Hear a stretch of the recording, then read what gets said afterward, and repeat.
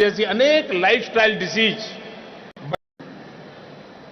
आज भारत में diabetes, hypertension जैसी अनेक लाइफस्टाइल डिसीज बढ़ती जा रही है। कभी कभी तो सुनते हैं परिवार में 12-15 साल का बच्चा डायबिटिक पेशेंट हो गया। अपने आसपास देखिए तो आपको अनेक लोग इनसे पीड़ित मिल जाएंगे। पहले हम सुनते थे कि 50-60 की उम्र के बाद हार्ट अटैक का खतरा बढ़ जाता है, लेकिन आज कभी कभी खबर आती है 30 साल, 35 साल, 40 साल का नौजवान बेटा बेटी चले गए, हार्ट अटैक आ रहा है। यह स्थिति वाकई बहुत चिंताजनक है।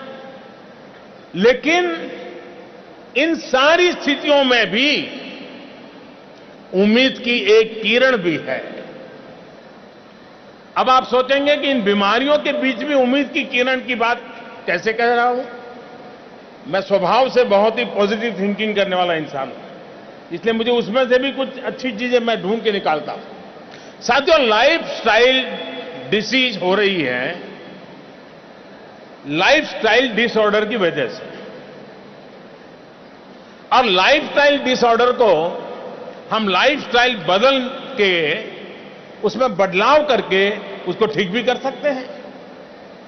तमाम ऐसी बीमारियां हैं जिन्हें हम अपने डेली रूटीन में छोटे छोटे बदलाव करके, अपनी लाइफस्टाइल में बदलाव करके उससे हम बच सकते हैं, उसको दूर रख सकते हैं।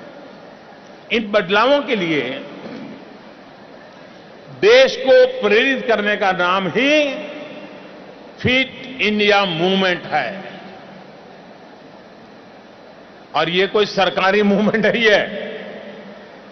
सरकार तो एक कैटलिक एजेंट के रूप में इस विषय को आगे बढ़ाएगी, लेकिन एक प्रकार से हर परिवार का एजेंडा बनना चाहिए। ये हर परिवार की चर्चा का विषय बनना चाहिए। अगर व्यापारी हर महीने हिसाब लगाता है कितनी कमाई की, शिक्षा में रुचि रखने वाले परिवार में चर्चा करता है बेटों को कितना मार्क्स आया, उसी प्रकार से परिवार के अंदर सहज रूप से शारीरिक श्रम, शारीरिक व्यायाम, फिजिकल फिटनेस ये रोजमर्रा की जिंदगी के चर्चा के विषय बनने चाहिए। और साथियों, भारत में ही अचानक इस तरह की जरूरत महसूस हुई हो ऐसा नहीं है।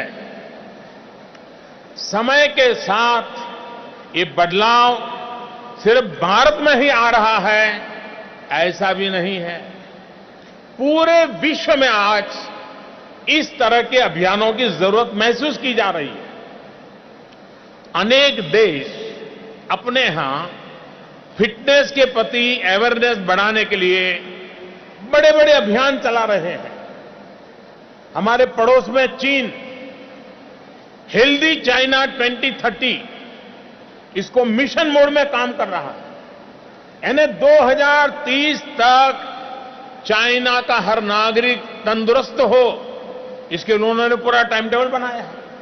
इसी तरह ऑस्ट्रेलिया अपने नागरिकों की फिजिकल एक्टिविटी बढ़ाने और इनएक्टिव यानी आलसीपन जो है, कुछ करना धरना नहीं, उस स्वभाव को बदलने के लिए उन्होंने लक्ष्य तय किया है कि 2030 तक देश के 15% नागरिकों को ये आलस से बाहर निकाल करके फिटनेस के लिए, एक्टिव करने के लिए हम काम करेंगे।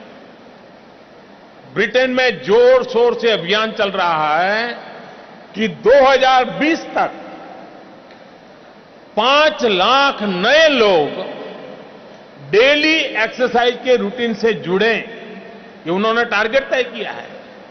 अमेरिका 2021 तक अपने 1000 शहरों को फ्री फिटनेस अभियान से जोड़ने का काम कर रहा है।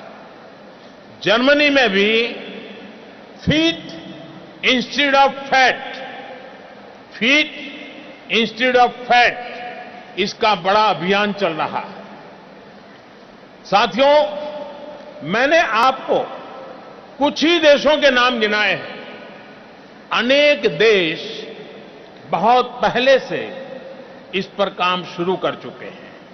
इन सारे देशों में लोग फिटनेस की जरूरत को समझते हैं, लेकिन फिर भी उन्होंने अपने यहां विशेष अभियान शुरू किए हैं।